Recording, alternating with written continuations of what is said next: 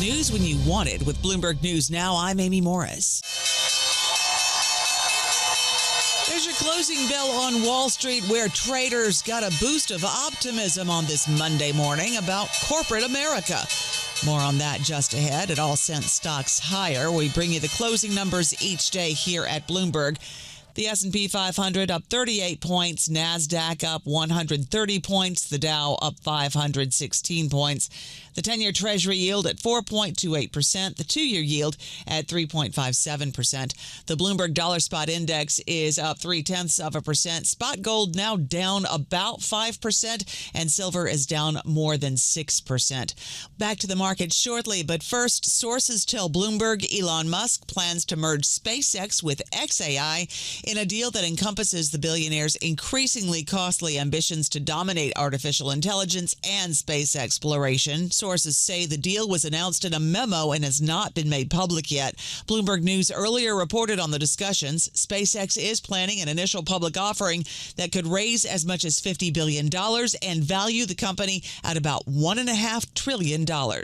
Other stories we are watching for you. The Bureau of Labor Statistics will not release the January jobs report this Friday as scheduled because of the partial government shutdown. Same goes for the JOLTS data, which was set to come out tomorrow. That will have to be rescheduled too. Bloomberg's Nathan Dean says it's all temporary. The good news is that I still think a government is going to reopen this week.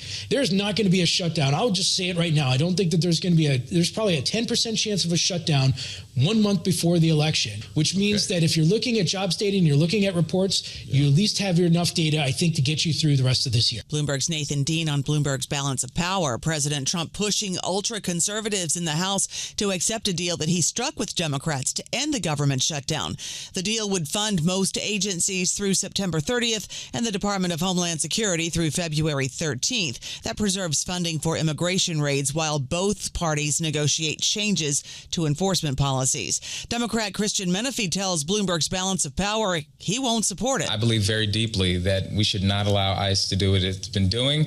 In Houston, we are a community of immigrants, folks from so many countries who participate in our economy, who run small businesses, who do fantastic work, and we believe in recognizing their dignity and their humanity. Congressman Menifee just won a special election in a Houston district in Texas on Saturday.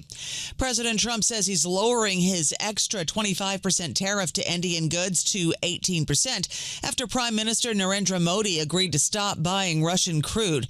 Trump says Modi also agreed to reduce their tariff and non-tariff barriers against the U.S. to zero, and he says India will purchase more than $500 billion of U.S. goods, including energy, technology, and coal. President Trump is set to launch a strategic critical minerals stockpile with $12 billion in seed money to insulate manufacturers from supply shocks. The venture is dubbed Project Vault and will pair more than $1.6 billion in private capital with a $10 billion loan from the U.S. Export-Import Bank to procure and store rare earths and critical minerals for manufacturers. A U.S. judge ruled a wind farm off New York's Long Island can resume work halted by the federal government. The judge ruled that the Sunrise Wind project, which was losing $2.5 million a day while it sat idle, would be irreparably harmed unless work was allowed to continue during the legal fight. Stocks moved higher after the latest data showed manufacturing bounced back the most since 2022 last month. Susan Spence is with the Institute for Supply Management. I've been saying every month, when we have several months of expansion or growing new orders and backlog as a result, I will feel much better about it not being just an uptick. Susan Spence with the Institute for Supply Management. NASA began a major fueling test for its Artemis II mission, a key rehearsal to return astronauts to the vicinity of the moon for the first time since 1972.